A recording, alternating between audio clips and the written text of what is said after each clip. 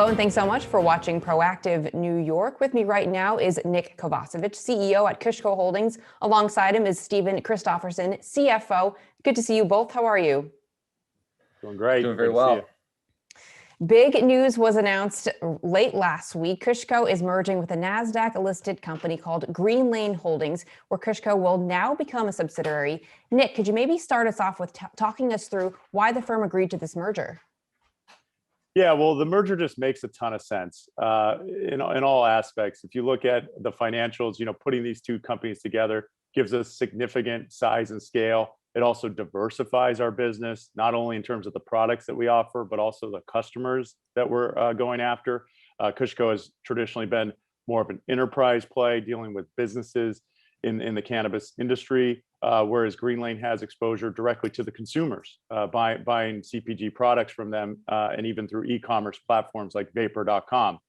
So it just makes a lot of sense. And then, of course, for KushCo, it's been a goal to list on a major exchange such as NASDAQ. So upon closing this deal, KushCo shares will then move to be listed on the exchange under the symbol GNLN.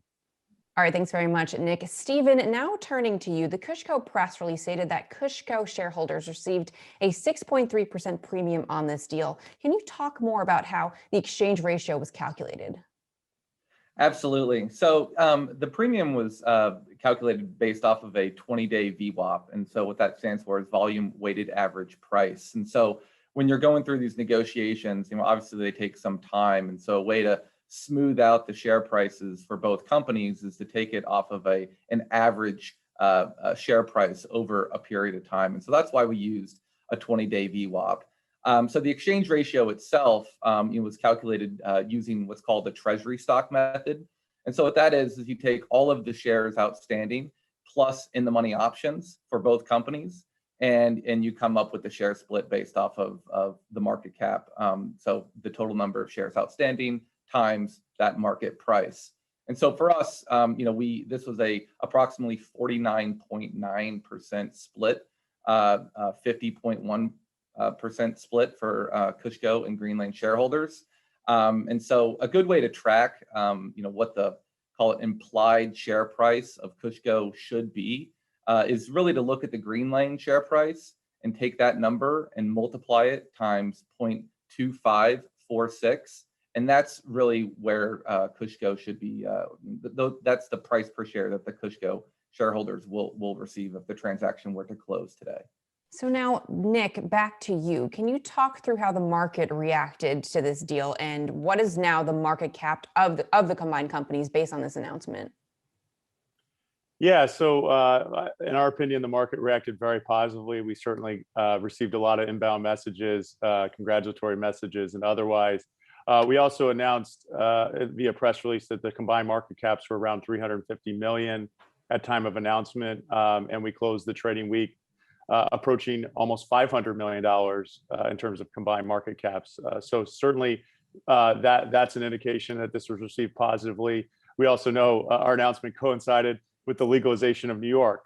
So just a lot of positive macro things happening. And I think that's a further rationale for this deal. It positions us as one of the largest companies in the sector that is now going to be listed on a major exchange at a time where the industry is set to further consolidate behind the tailwinds of new states coming online and potential federal legalization. So we're preparing our company to have the size, strength, and infrastructure required to support the largest cannabis operators as they continue to scale, and to also be able to get our products out globally to consumers around the world.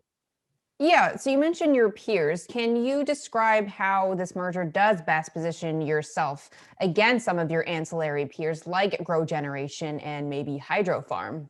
Yeah, look, KushCo has unfortunately been listed on the OTC, and we've seen other companies like GrowGeneration and Hydrofarm be able to list on NASDAQ and really expand their sales multiple that they're getting in terms of market cap valuation.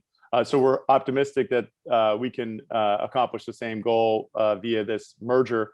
Putting these two companies together, certainly from a revenue standpoint, we're as large as any of the other ancillary companies, roughly. And we know that our business is extremely attractive to investors because of the fact that KushCo services the leading multi-state operators. These are companies that are absolutely crushing it here in the US.